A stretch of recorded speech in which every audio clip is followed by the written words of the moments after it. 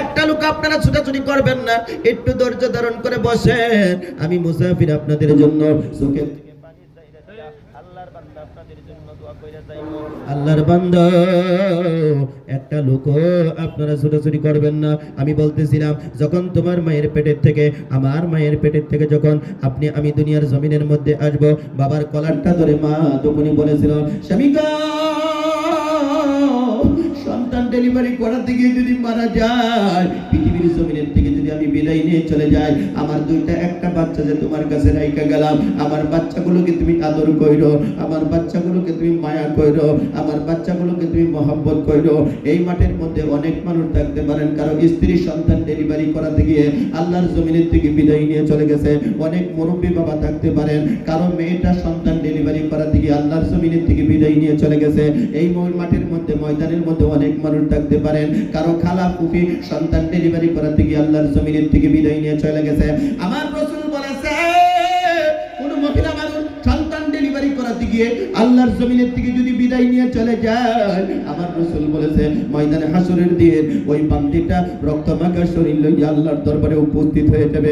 আমার আল্লাহ জিজ্ঞাসা করবে, বান্দিরে তোর শরীরের মধ্যে কিসের জন্য রক্তগুলো দেখতে পাচ্ছি? সেদিন ওই বান্দিটা বলবে, আল্লাহ, আমার এই সন্তানটা ডেলিভারি করাতে গিয়ে আমি মা দুনিয়া থেকে বিদায় নিয়ে চলে গিয়েছিলাম। আল্লাহ বলবে, বান্দিরে তুই কি চাস? তখন ওই মহিলাটা বলবে, আল্লাহ কিচ্ছু চাই না, সুমাইয়া ইসলামের জন্য আল্লাহ তোমার রাস্তায় জীবন দিয়েছিল, আমি তোমার রাস্তায় সন্তান ডেলিভারি করাতে গিয়ে তোমার জন্য জীবন দিয়েছিলাম, সন্তানের জন্য জীবন দিয়েছিলাম। আল্লাহ গো, আমার সুমাইয়া সেই লাইনে দাঁড়াইতে আছে, শহীদানদের কাতারে আমি একটু দাঁড়াইতে চাই।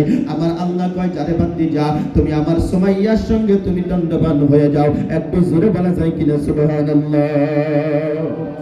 মুসলমান ভাইরা আমার, রাত্র গভীর হয়ে গেছে, তাহাজ্জুদের সময়ের মাত্র আর 6 মিনিট সময় বাকি আছে, দোয়া কবুলের সময় হয়ে গেছে। এ বন্ধু, যখন রাত্র গভীর হয়ে যায়, পৃথিবীর অফিস আদালত কোর্ট কাছারি সবকিছু বন্ধ হয়ে যায়, কিন্তু আমার আল্লাহ পাক রব্বুল আলামিনের আসমানের দরওয়াজা খুলে যায়, আমার আল্লাহর রহমতের দরওয়াজা খোলা হয়ে যায়। এই যে দেখতেছেন আপনাদের কারো ডান পাশে, কারো বাম পাশে মসজিদটা আল্লাহর ঘর আছে রে বন্ধু। এই মাঠের থেকে, ময়দানের থেকে আমি দেখতে চাই কার বাবা নাই, আমি দেখতে চাই কার বাবা নাই।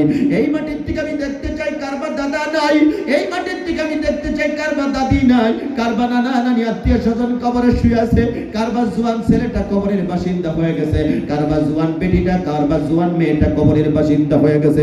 আমি সর্বপ্রথম একটা আল্লাহর বান্দা দেখতে চাই, মাত্র 5,000 টাকা মসজিদ আল্লাহর ঘরের জন্য। কোন একজন আল্লাহর বান্দা যদি আছেন, একটু